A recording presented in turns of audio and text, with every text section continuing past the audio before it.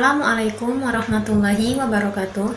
Perkenalkan, nama saya Cindy Mariska, NIM 2020202136. Saya adalah mahasiswi aktif semester 4 pada program studi Pendidikan Agama Islam, Fakultas Ilmu Tarbiyah dan Keguruan, Universitas Islam Negeri Raden Fatah, Palembang. Di sini saya akan menyampaikan materi Al-Quran Hadis dari pertemuan pertama hingga pertemuan ke-6, guna untuk memenuhi tugas ujian tengah semester pada mata kuliah Al-Quran Hadis, SD, SMP, dan SMA. Baiklah, langsung saja saya mulai.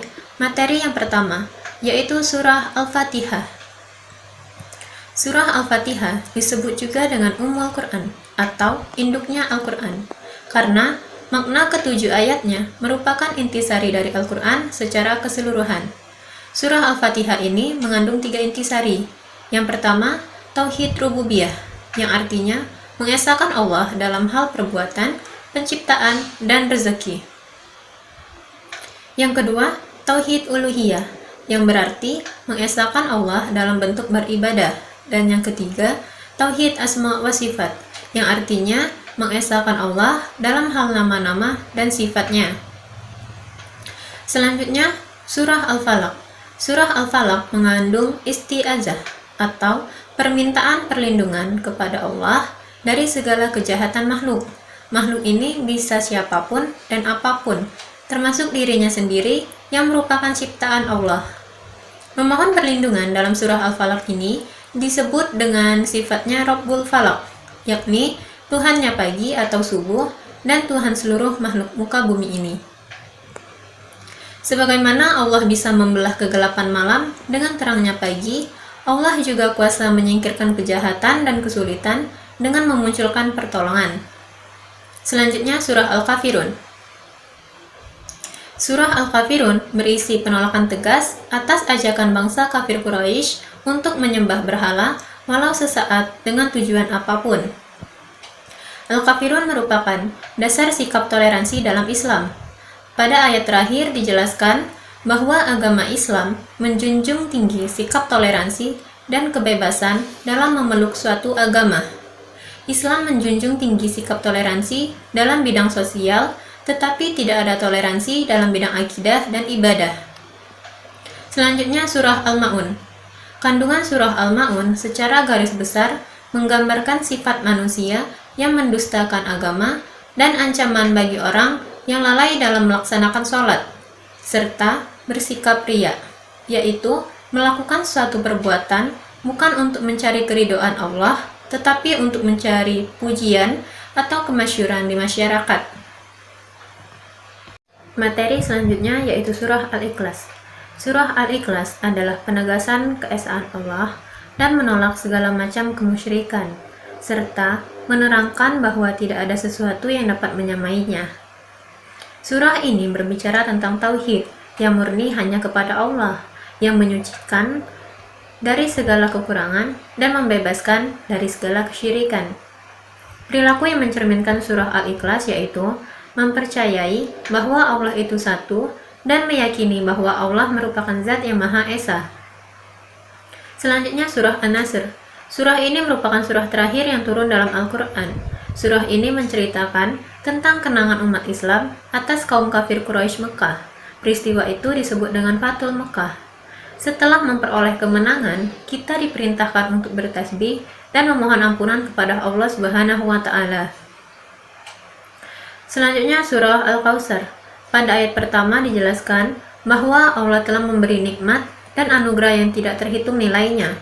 Nikmat itu berupa kenabian, agama yang benar, petunjuk, dan jalan yang lurus yang dapat membawa kebahagiaan hidup di dunia dan di akhirat. Ayat kedua, memerintahkan untuk sholat dan berkurban. Karena Allah telah memberikan nikmat yang banyak, maka hendaknya Nabi Muhammad bersyukur dengan cara mendirikan sholat dan menyembelih binatang atau berkurban untuk disedekahkan kepada orang yang membutuhkan. Pada ayat terakhir dijelaskan bahwa orang-orang yang membenci Nabi Muhammad adalah orang yang terputus rahmat dari Allah serta tidak akan mendapatkan kebaikannya di dunia maupun di akhirat kelak. Selanjutnya surah Al-Fil, yang mana mengisahkan kehancuran Abraha dan pasukan bergajah yang hendak menyerbu Mekah. Surah ini mengajak Rasulullah dan umatnya, termasuk orang-orang Quraisy, untuk memperhatikan tanda kekuasaan Allah, khususnya dari sejarah. Surah Al-Fil mengingatkan nikmat Allah kepada orang-orang Quraisy. Allah telah menyelamatkan mereka dari pasukan Abraha, tersebab perlindungannya kepada Ka'bah yang ada di tengah-tengah suku Quraisy. Allah Maha Kuasa, segala kekuasaan tunduk pada kekuasaannya, maka siapa yang dilindunginya tidak ada yang mampu mencelakainya. Sebaliknya, siapa yang dihancurkannya tidak ada yang mampu melindunginya. Materi selanjutnya yaitu surah Al-Mujadalah ayat 11, yang mana berisi tentang adab penuntut ilmu dalam majelis ilmu, serta pentingnya menuntut ilmu, karena orang-orang yang memiliki ilmu pengetahuan akan ditinggikan derajatnya oleh Allah Subhanahu wa Ta'ala. Al-Mujadalah ayat 11 juga menyebutkan pentingnya ilmu. Ilmu dalam pandangan Islam adalah suatu kebutuhan yang harus diraih oleh setiap muslim, karena dari ilmu manusia dapat mengetahui hakikat kebenaran. Selanjutnya surah Ar-Rahman ayat 33, yang berisi tentang peringatan kepada manusia bahwa manusia tidak bisa menandingi dan lari dari kekuasaan Allah Subhanahu wa Ta'ala. Tak hanya itu, ayat ini juga memotivasi manusia untuk terus mengembangkan ilmu dan teknologi tanpa mempunyai sifat sombong dan merasa hebat. Selanjutnya surah An-Nisa ayat 8 berisi tentang warisan dan perbuatan baik. Surah ini mengajarkan kita agar memberikan sedekah kepada kerabat yang bukan ahli waris, anak yatim, dan orang-orang miskin. Ayat ini juga mengajarkan kita untuk berkata baik kepada siapapun. Selanjutnya surah An-Nisa ayat 146, yakni mengajarkan kita untuk ikhlas dalam beramal atau beribadah dan tidak mengharapkan pujian dari orang lain. Jika kita selalu ikhlas dalam beribadah, maka Allah akan memberikan pahala dan dirinya akan diselimuti oleh kedamaian dan ketentraman. Materi selanjutnya yaitu surah Al-Baqarah ayat 153, yaitu Allah memerintahkan orang-orang beriman agar meminta pertolongan kepadanya dengan sabar dan sholat. Ketika menghadapi musibah atau cobaan, seorang mukmin harus bersabar dan memperbanyak sholat. Orang yang sabar akan mendapatkan kebersamaan Allah secara khusus. Orang yang sabar hendaknya tenang dalam menghadapi kehidupan, karena Allah sudah menjamin bahwa Ia akan membersamai mereka. Selanjutnya surah Al-Imran ayat 134 yang menjelaskan tentang 4 karakter orang yang bertakwa. Yang pertama yaitu gemar berinfak, baik di kala lapang maupun sempit, karena infak tidak akan mengurangi harta, justru mendatangkan keberkahan.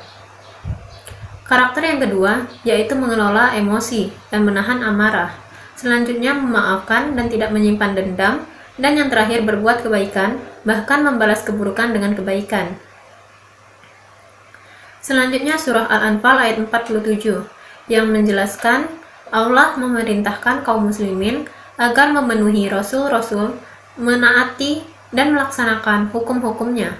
Pada ayat ini, Allah melarang kaum muslimin mengkhianati janji mereka. Selanjutnya surah Al-Ahqaf ayat 13 yang menjelaskan kepada seseorang yang telah berkata, Tuhan kami ialah Allah, dan Dia istiqomah dan tidak ada kekhawatiran pada apa yang mereka hadapi, maka mereka adalah penghuni-penghuni surga. Mereka akan kekal di dalamnya sebagai balasan keistiqomahan mereka. Materi selanjutnya yaitu surah Al-Furqan ayat 63 yang mengacu pada penggambaran akhlak Rasulullah yang selalu menunjukkan sifat halus, tenang, dan tidak terburu-buru dalam setiap tindakannya. Dalam surah ini, Allah mengajarkan agar kita memiliki sifat rendah hati. Sifat rendah hati ini harus diwujudkan dalam setiap perilaku, baik terhadap diri kita sendiri, terhadap Allah, maupun terhadap orang-orang jahil di sekitar kita. Seorang muslim yang memiliki sifat rendah hati akan mendapatkan keridhaan Allah, baik di dunia maupun di akhirat. Orang yang bersikap rendah hati dan tidak sombong selalu merasa apapun yang ada dalam dirinya merupakan karunia dari Allah. Surah Al-Isra ayat 27 menjelaskan tentang larangan berperilaku boros atau mubazir. Orang yang melakukan perbuatan boros adalah saudara setan, dan perbuatan boros termasuk kemaksiatan. Setan sangat ingkar kepada Allah. Sifat ingkar ini bisa menular pada orang-orang boros atau mubazir. Selanjutnya surah An-Nahl ayat 114, bahwasannya Allah memerintahkan hambanya untuk memakan makanan yang halalan thayyiban. Makanan yang dikonsumsi seorang muslim hendaklah memenuhi kriteria, yakni halal dan baik. Makna halal yaitu makanan yang tidak Allah haramkan, dan thayyib adalah makanan yang pantas untuk dikonsumsi dan baik untuk kesehatan. Makanan yang halal dan baik merupakan rezeki dan nikmat dari Allah Subhanahu wa Ta'ala.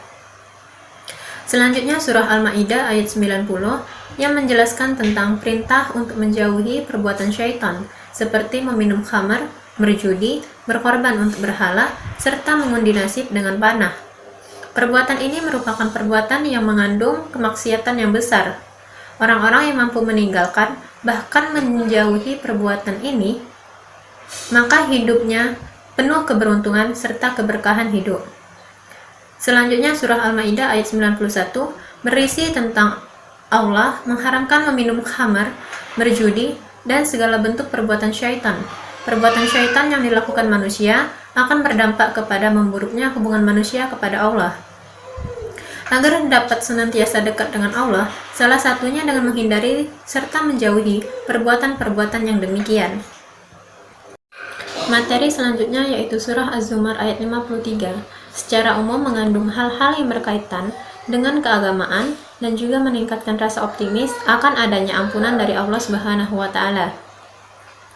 Selanjutnya surah An-Najm ayat 39 sampai 42 yang menjelaskan bahwa Allah berjanji akan memberi balasan kepada orang yang berusaha keras, dan setiap usaha atau ikhtiar tersebut hendaknya diawali dengan niat ikhlas karena Allah semata.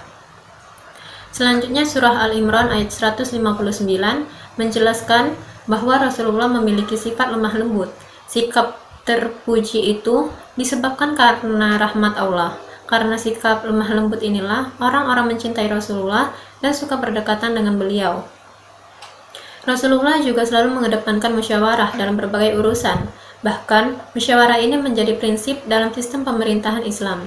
Setelah musyawarah menghasilkan keputusan, maka keputusan itu harus dijalankan bersama dan selebihnya bertawakal kepada Allah. Dan yang terakhir surah Al-Hujurat ayat 13. Allah menegaskan jika seluruh umat manusia adalah satu keturunan. Mereka semua berasal dari nenek moyang yang sama, yakni Adam dan Hawa. Sehingga dalam kehidupan tidak ada perbedaan kasta. Semua umat manusia akan sama dan setara di sisi Allah Subhanahu wa Ta'ala. Mungkin itu saja yang dapat saya sampaikan. Apabila ada salah kata, saya mohon maaf. Kepada Allah saya mohon ampun.